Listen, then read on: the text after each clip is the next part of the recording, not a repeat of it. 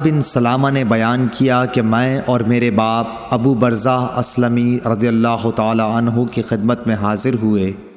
ان سے میرے والد نے پوچھا کہ نبی کریم صلی اللہ علیہ وسلم فرض نمازیں کن وقتوں میں پڑھتے تھے؟ انہوں نے فرمایا کہ دوپہر کی نماز،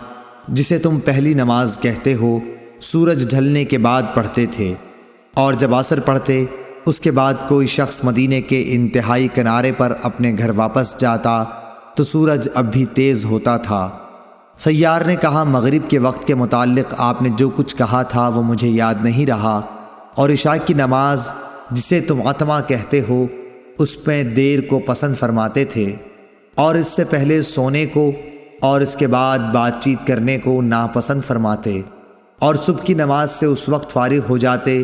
جب آدمی اپنے قریب بیٹھے ہوئے دوسرے شخص کو پہچان سکتا، اور صبح کی نماز میں